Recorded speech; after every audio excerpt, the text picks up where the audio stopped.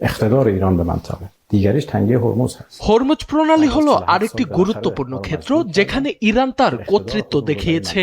দীর্ঘ 10 বছর পর অবশেষে শত্রুরা আমাদের বাধ্য করেছে এই জলপথে আমাদের ক্ষমতা গোটা বিশ্বকে বুঝিয়ে দিতে। তারা বিশ্বাসই করতে পারেনি। তারা ভেবেছিল ইরান কেবল ফাঁকা আওয়াজ দিচ্ছে।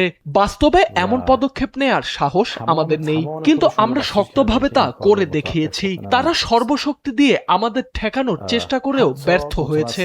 এমনকি তারা নিজেদের শত্রু দেশের কাছেও সাহায্যের জন্য হাত পেতেছে, যে করেই হোক যেন হরমুজ পুনরায় খুলে দেয়া হয়। কিন্তু কেউ তাদের ডাকে সাড়া দেয়নি, কারণ এটি করা স্রেফ অসম্ভব।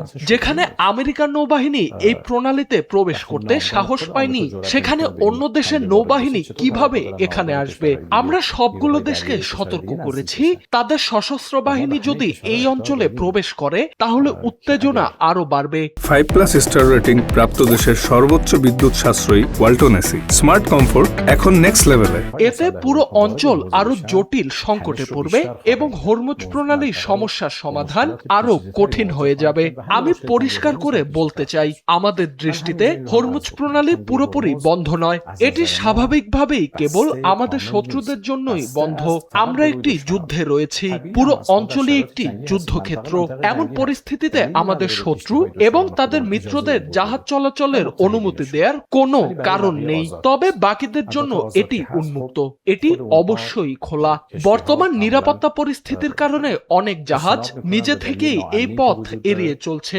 যুদ্ধের ঝুঁকির কারণে অনেক বীমা কোম্পানি তাদের বীমা সুবিধা দিচ্ছে না, ফলে জাহাজগুলো আর আসছে না। আর মজার বিষয় হলো, অনেক দেশ অনেক জাহাজের মালিক আমাদের সঙ্গে যোগাযোগ করছে এবং নিরাপদে হরমুজ প্রণালী পার হওয়ার জন্য অনুরোধ জানাচ্ছে। আমাদের বন্ধু রাষ্ট্র কিংবা যাদের জন্য আমরা প্রয়োজন মনে করছি তাদেরকে আমাদের সশস্ত্র বাহিনী নিরাপদে এই প্রণালী পারাপার করে দিচ্ছে। تشخیص دادیم که این کارو بکنیم نیروهای مسلح ما این عبور ایمن رو فراهم کرد.